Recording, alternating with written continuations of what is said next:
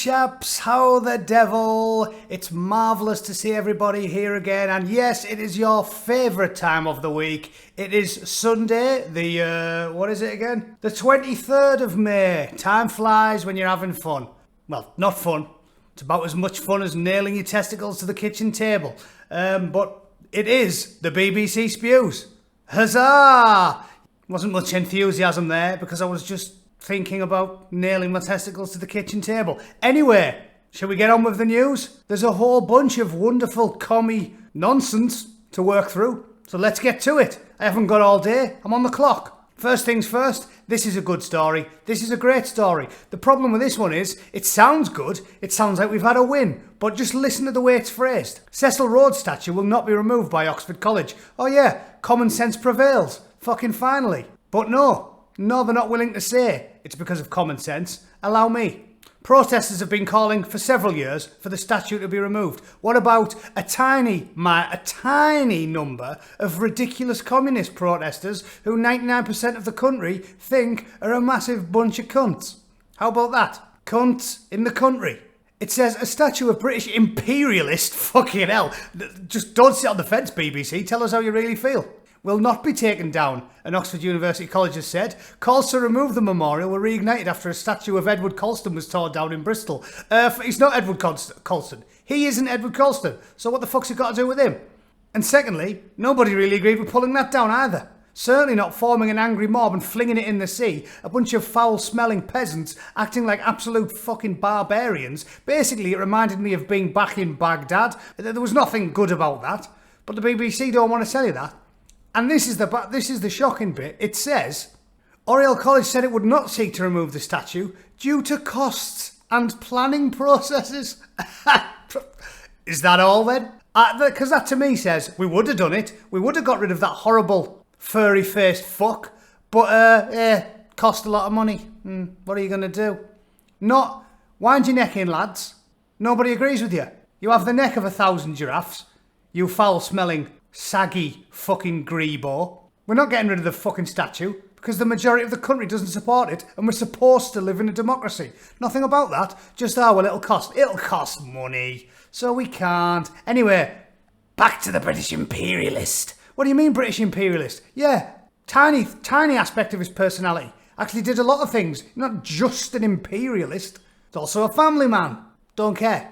Just British Imperialist, nothing else. Fucking hell, you could say that about nearly everyone. Isaac Newton, Charles Darwin, fucking everyone who lived in the imperial era was an imperialist, but guess what? They did other shit. Michael Faraday, imperialist. Inventor? No, fuck that, he was an imperialist. Don't care about him changing the world. Alexander Graham Bell, imperialist, but he did invent imperialist. It's ridiculous. The language they use, the nonsense they talk, it staggers my fucking tiny mind. But anyway, ridiculous piece of gobbledygook. Totally, disgracefully one-sided. Doesn't tell you the whole story. And doesn't point out the obvious that most people don't support it. I'm going to actually read you an answer for this. Because a couple of years ago, I wrote a lengthy piece in response to the removal of statues on Quora. Allow me. The question was, if you live in a US state that still has statues of Confederate generals, do you favour or oppose keeping them? I put, I'm British, not American.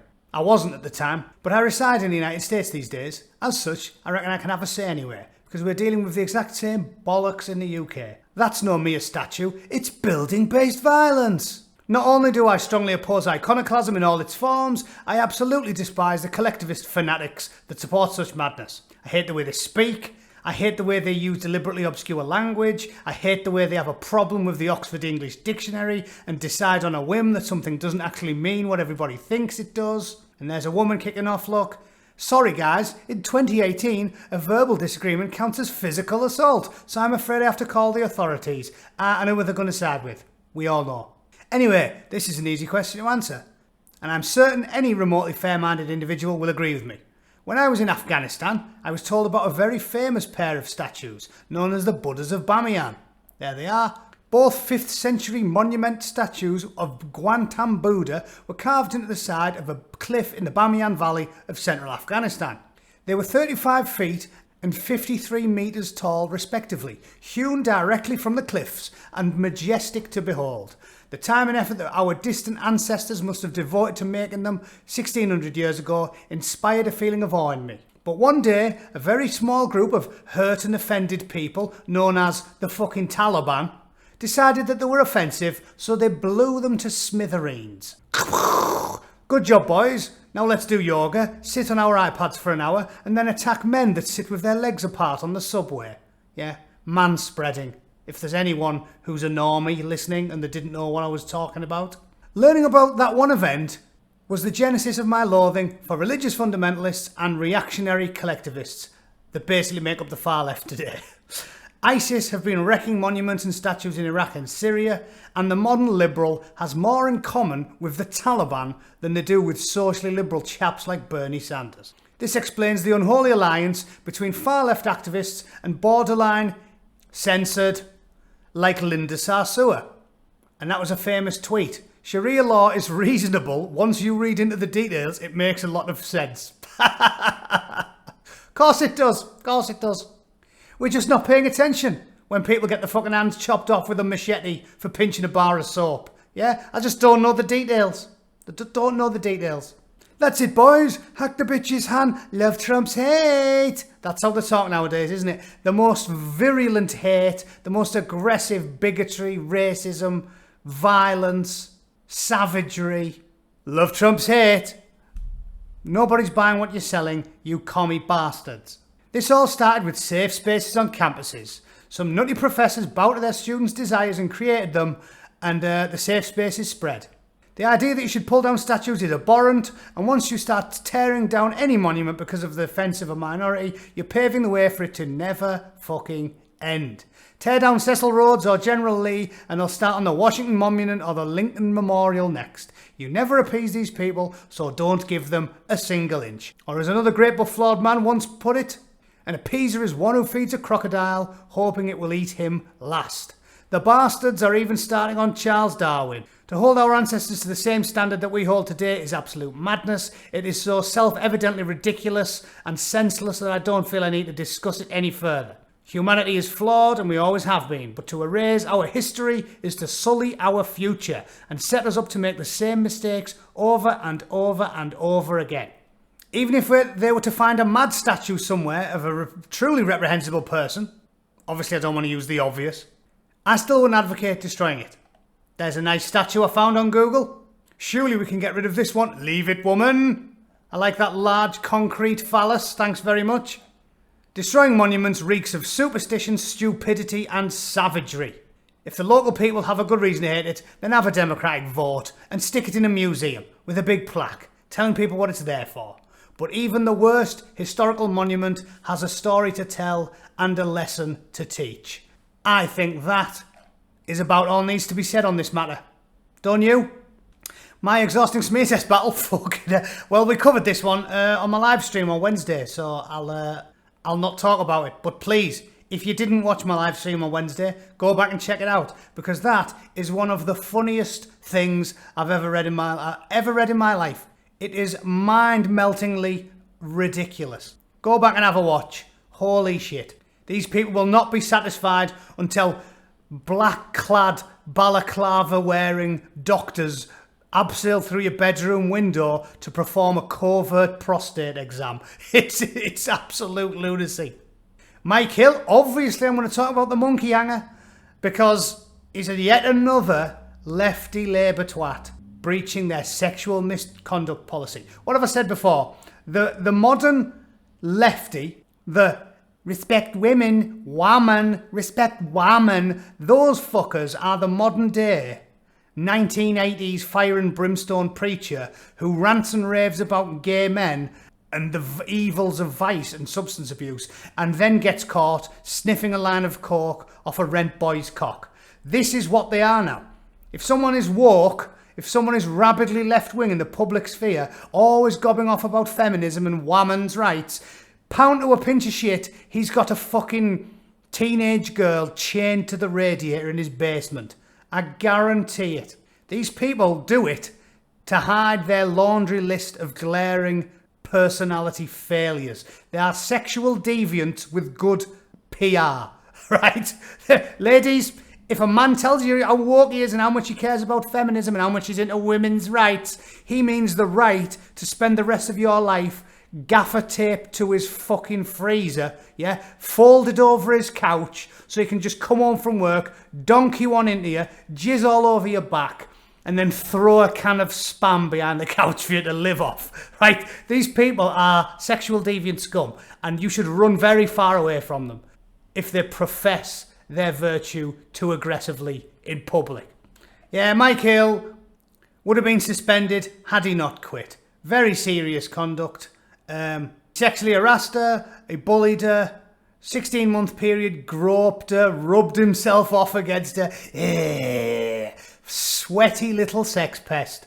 Maybe he has a French ancestor. I don't. It's the only thing I can think of. There might be a touch of Italian in him. And obviously the subsequent by-election was won by the Conservatives because they are marginally less likely to be sexual deviants, but still up there, let's have it said. The politicians ultimately, and there is no more vile of a creature. As I've said before, don't call me a Tory. My pecking order is as follows: SNP, Greens, Lib Dems, Labour, Tories, Fred West with a hangover. That's basically my pecking order, right? Politicians are fucking awful. So well done, Mike, making my job easier. I love slagging off Labour, I love slagging off politicians, and I even like having a go at monkey hangers. So, I mean, you've ticked all three there. Winner. Apologies to any monkey hangers listening. I'm obviously taking the piss. You guys are way above Scousers, Cockneys, and no, actually, I think that's it. News round, this is the BBC bit devoted to the kids, you can tell, because they're always trying to fucking brainwash them. Look at this one. Female bus drivers and farmers challenging stereotypes. They're not challenging anything. It's 2021. Nobody cares. Are you fuckers labouring under the delusion that women have only had a driving licence for the last 10 years? I've seen fucking... When I was getting on buses regularly in the 1990s as a kid, there was women bus drivers. I've seen fucking loads of them. Why'd you have to keep pretending this hasn't happened?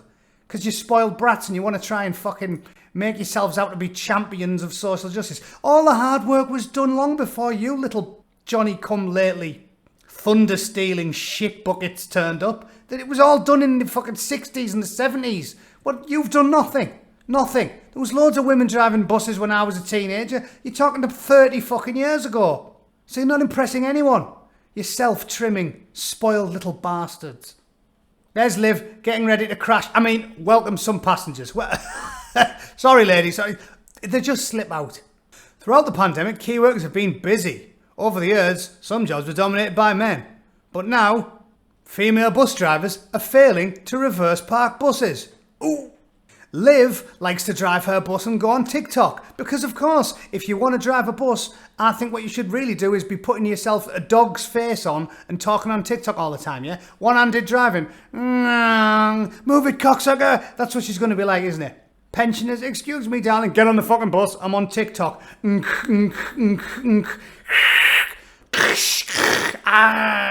Get off your fucking phone, Liv. I know you lot are just obsessed with attention, but get off your phone. And you may think that's me being a bit hypocritical because I'm a YouTuber, but I don't do it for attention. Not really. I do it because I'm in a bad mood. And if I don't vent like this, my heart will explode in a fit of rage. But I'll have a rage boner. So I'll find my corpse on my living room floor, chest cavity exploded, claret all over the place, fucking boner like a gnarled branch. Bosh.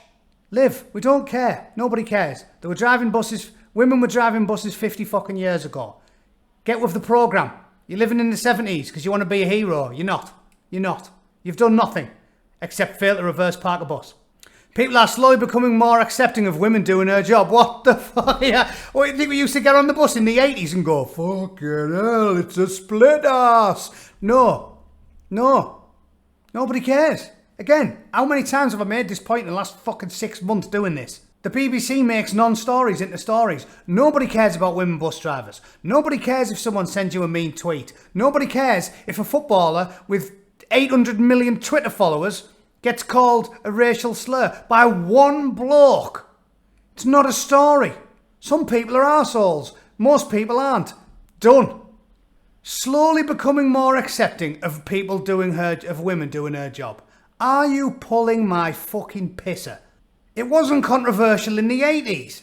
It's not controversial now. Do something useful with your life instead of pretending you're a victim and you're living in Saudi Arabia in 1940. Just because you haven't done anything useful with your life. You're not fighting for anything. You're not fighting for equality. All the big battles have already been won. Nobody gives a monkey's fart about a bus driver with a gusset.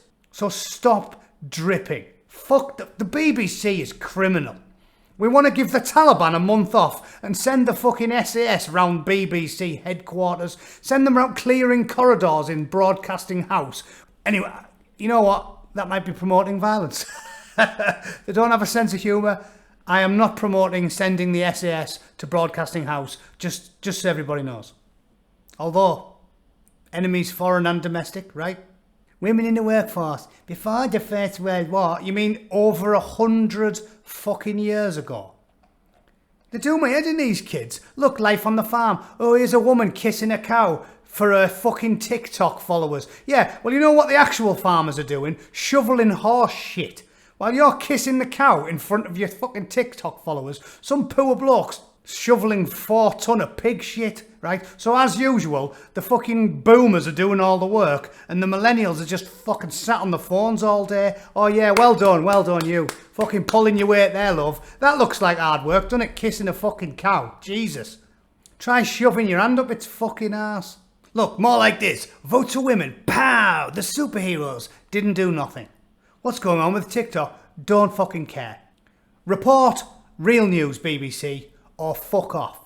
Dragon's Den, why new dragon Stephen Bartlett won't be wearing a suit. Oh, why? Is it because he looks a certain way and you don't think they own suits? Sounds a bit like the soft racism of the far left to me. Stephen is a brilliant entrepreneur determined not to fall under the influence of happy to be here syndrome. He says, if you type in CEO on Google, you see white men in suits.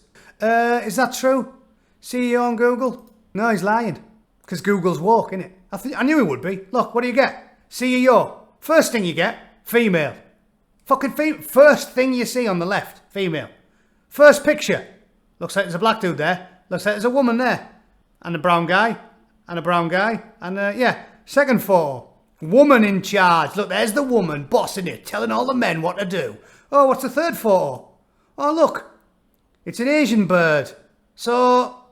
and the next one's another. So basically, if you type in CEO on Google, Stephen, you lying bastard, what you get is female, brown people, female, female, female.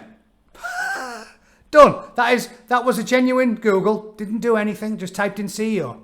That's what you get. You don't get white men in suits. You don't.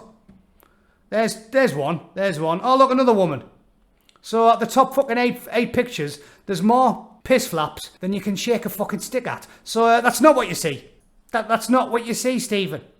Stephen, you're talking shite, Stephen. Also, I'm not against white men in suits. Oh, okay. Well, we know how this works, isn't it? Because according to the BBC, if you ever start a sentence with, I'm not racist, that means you definitely are racist, right? We know that. We know that's how it works. Them's the rules. I didn't make them up. I'm just doing what I'm told. So he is against white men in suits, yeah? He is. Fucking hates them. He fucking hates them. Them's the rules, BBC. Don't have a go at me. I just report what I'm told. Sorry, lads. Sorry. And finally, Martin Bashir, inquiry criticises BBC over deceitful Diana interview. The BBC? Deceitful? No, I'm not having that. They're as honest as the day's long. And look at I just want to put this in for the opening paragraph. The BBC fell short of the high standards of integrity and transparency over Martin Bashir's 1995 interview. According to myself, right? Fucking hell. Who says that about them? Who are they quoting? There's quotation marks there. Who are you quoting? The BBC fell short of their high standards of integrity and transparency. Says who? You. Who says that? Mr. BBC's fucking man. Who are you quoting, lads? I want citation, please. Who are you quoting? Because it ain't fucking me. Come to me for a quote. I'll say the BBC would fall short of the world's smallest midget when it comes to integrity and transparency. They're about as transparent as planet Earth's thickest burger. and they have the integrity of a crack-addled, gambling-addicted Las Vegas smack rat prostitute. So, no, that is not what you are, lads. I want to know who that quote's come from. If you do say so yourself, we can all do that. The Angry Bootneck, with his titanic 14-inch thruster cock and his arse like a fiddler's elbow. It satisfies any woman. No women. We can all make our own quotes up. Anyone can do that. You sneaky bastards. That's not a quote. You fucking said that. Whoever the twat is that wrote this story. Anyway, sorry, I've gone over. I've got things to do, guys. I'm in a rush. Thanks for checking it out. Thanks for liking and sharing. Welcome to all of the new people. I hope you stay for the swearing and the crass metaphors and, well, that's about it. That's all I've got to offer. Let's be honest. There's no script. There's very little talent. It is what it is.